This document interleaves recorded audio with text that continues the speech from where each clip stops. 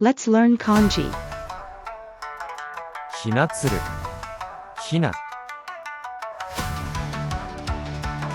JLPT level N1. What does that mean? Young bird.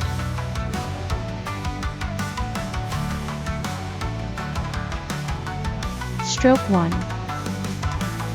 Stroke 2. Stroke 3. Stroke 4. Stroke 5. Stroke 6. Stroke 7. Stroke 8.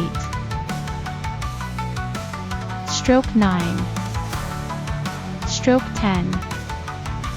Stroke 11. Stroke 12.